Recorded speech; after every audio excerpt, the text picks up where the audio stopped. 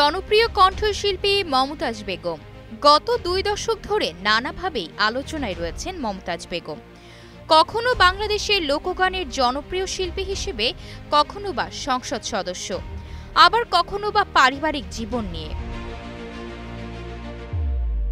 সম্প্রতি দুবাইয়ে গাড়ি অ্যাক্সিডেন্টে শেষ নিঃশ্বাস ত্যাগ করলেন কণ্ঠশিল্পী মমতাজ শীর্ষক একটি তথ্য সামাজিক যোগাযোগ মাধ্যমে ছড়িয়ে পড়েছে।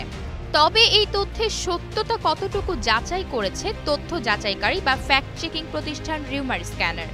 রিউমার স্ক্যানার মঙ্গলবার এক প্রতিবেদনে জানিয়েছে তার মারা যাওয়ার তথ্য সঠিক নয়।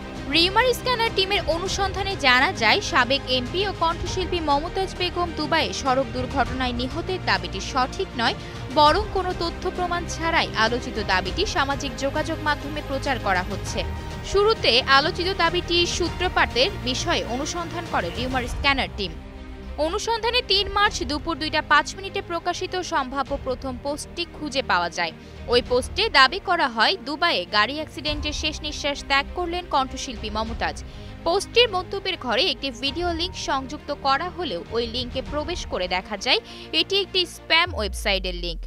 পরবর্তীতে প্রাসঙ্গিক কিওয়ার্ড সার্চ করে আলোচিত দাবির সাপেক্ষে গণমাধ্যম ও বিশ্বস্ত সূত্রে কোনো তথ্য পাওয়া যায়নি।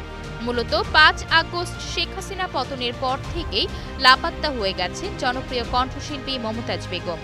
খোঁজ মিলছে না সাবেক এই সংসদ সদস্যের। সবশেষ গত ১৪ অক্টোবর নিজের ভেরিফাইড ফেসবুকে একটি গান পোস্ট করেন মমতাজ। খালি গলায় গেয়ে ওঠেন, আমার হাত বান্ধিবি, পাও বান্ধিবি, মন বান্ধিবি কেমনে। তবে সশরীরে ৫ আগস্টের পর কোনো অনুষ্ঠানেই তাকে দেখা যায়নি। নির্বাচনী এলাকা বা কোনো সঙ্গীতের আসর কোথাও দেখা যায়নি মমতাজ বেগমকে।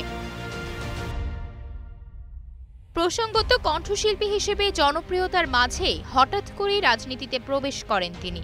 ২০০৮ সালে আওয়ামী লীগের মনোনয়নে সংরক্ষিত মহিলা আসনের এমপি হন। এরপর পাকাপাকিভাবে জড়িয়ে পড়েন রাজনীতিতে। ২০১৮ সালে নৌকার মনোনয়নে মানিকগঞ্জ ২ আসন থেকে সংসদ সদস্য নির্বাচিত হন। সবশেষ ২০২৪ সালে নৌকা মনোনয়ন পেয়েও ভোটে হেরে যান তিনি। Ayesha Urthi, news desk, global television.